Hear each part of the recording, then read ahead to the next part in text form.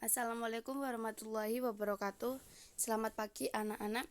Hari ini kita akan belajar bab terakhir di kelas 7, yaitu tentang penyajian data. Penyajian data itu jenis-jenis data ada dua. Yang pertama data kuantitatif atau data numerik, data yang berbentuk angka dan bilangan. Yang kedua adalah data kualitatif, data yang diperoleh dari pengamatan sifat objek dan tidak berbentuk angka. Nah, di sini ada beberapa cara menyajikan data. Yang pertama, penyajian data dalam bentuk tabel. Yang digambar ini adalah penyajian data dalam bentuk tabel baris dan kolom, yaitu di sini yang menyatakan adanya nilai dan banyak siswa.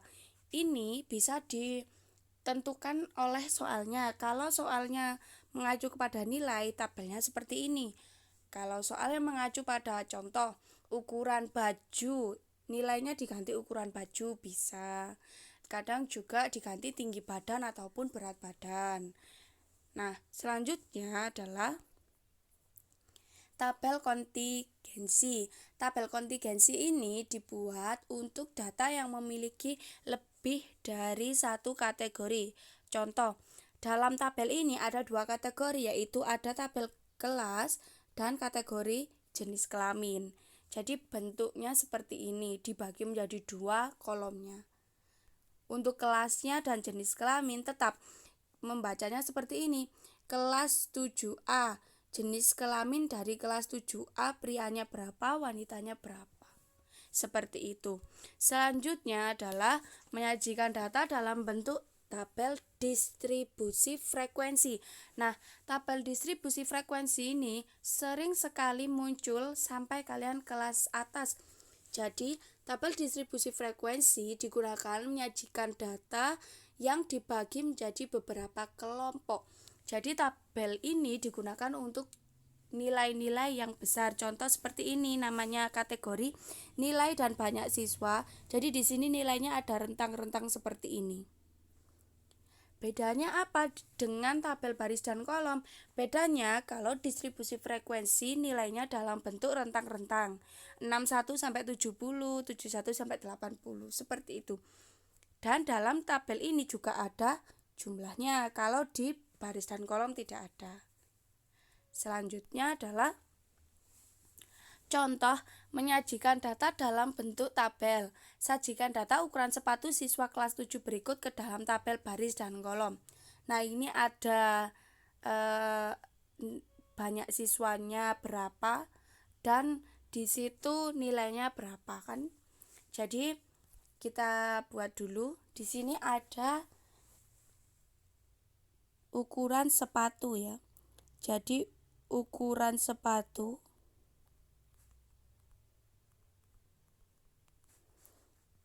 ini banyak siswa.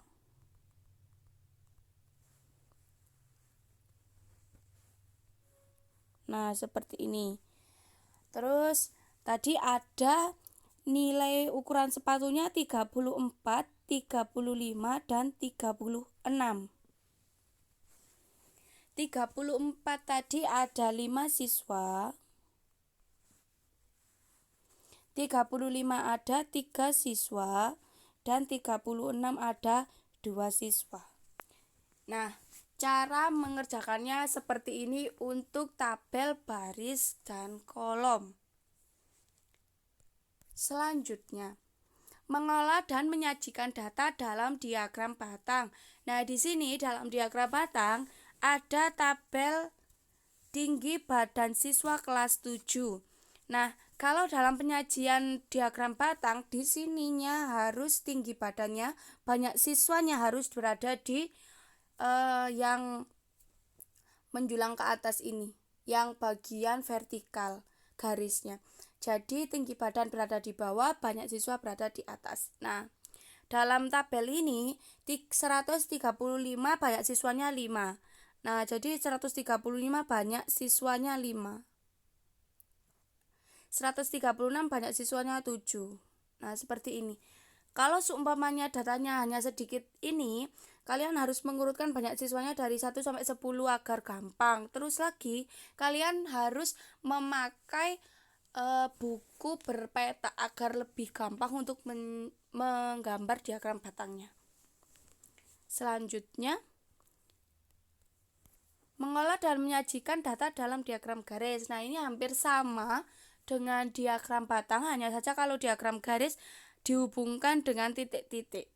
Tahun 2011, tahunnya berada di bawah, hasil panen berada di atas. Jadi ini 2011 hasil panennya 200. Nah, 2011 hasil panennya 200, titiknya ada di sini. Lalu nanti 2012 hasil panennya 400 ton. Dan 2013 hasil panennya 300 ton. Jadi dihubungkan dengan garis seperti ini. Nah, selanjutnya, ini ada namanya diagram lingkaran. Tapi untuk kita langsung saja ke contoh soal pengaplikasiannya. Di sini ada contoh mengolah dan menyajikan data dalam diagram lingkaran. Ada petani, PNS, peternak, dan pedagang. Nah, di sini dalam bentuknya kalian lihat dulu dalam bentuk apa. Di sini dalam bentuk derajat. Karena itu ada 180 derajat dan 30 derajat. Nah, kita lihat dulu. Pedagang ini dia separuh dari setengah lingkaran. Separuhnya setengah lingkaran ini. Berarti dalam dia membentuk apa? Membentuk sudut siku-siku. Karena walaupun di sini nggak ada sudut siku-sikunya, dia membentuk sudut siku-siku. Jadi di sini adalah 90 derajat. Lalu ini juga membentuk sudut siku-siku. Nah, di sini sudah ada 30 derajat. Berarti peternaknya adalah 90 kurangi 30 yaitu 60 derajat. Nah, kita sudah tahu petani 180, pedagang 90, peternak 60 derajat, dan PNS 30 derajat. Nah, cara mengerjakannya seperti ini. Di situ diketahui petaninya 30 orang. Petani ya 30 orang. PNS-nya 5 orang. Peternaknya 10 orang.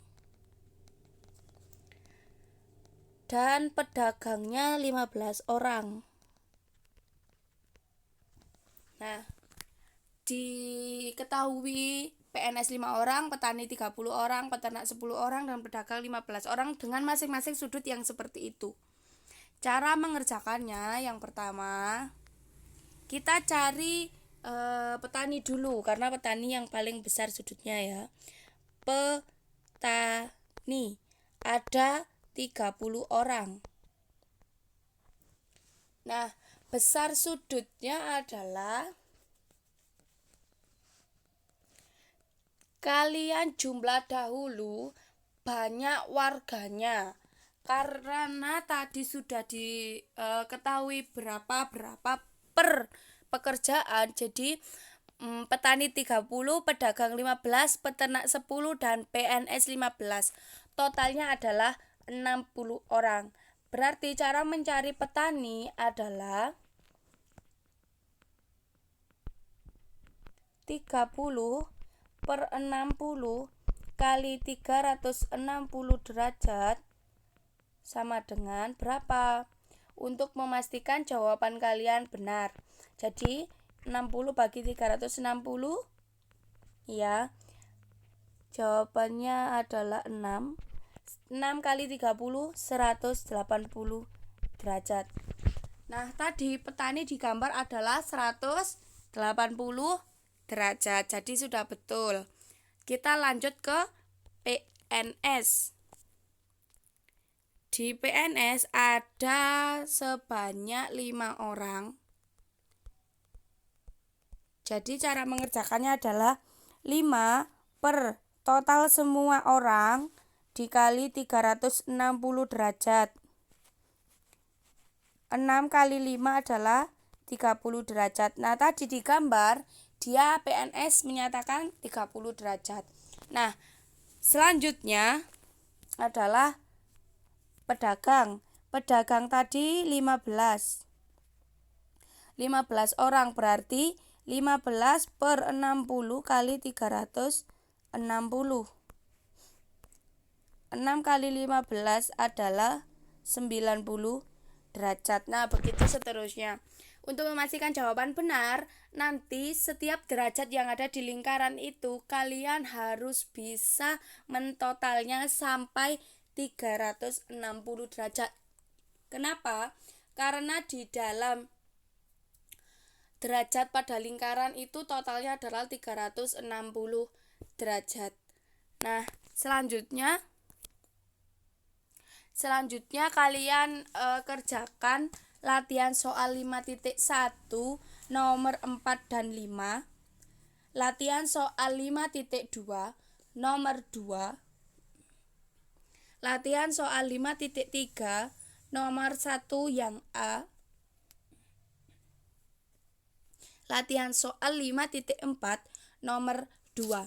Nah, contoh-contoh yang sudah ada di video ini sebagai referensi kalian saja. Jika kurang kalian bisa lihat di LKS-nya, dan jika ada yang kurang jelas silakan kalian tanyakan di grup. Ini tidak usah ditulis, yang dikerjakan hanya soal-soal yang sudah saya sampaikan itu tadi. Dikirimnya seperti biasa, cam scanner jangan lupa diberi nama, kelas, dan nomor absen. Terima kasih atas perhatiannya, tetap jaga kesehatan di rumah saja. Wassalamualaikum warahmatullahi wabarakatuh. Selamat pagi.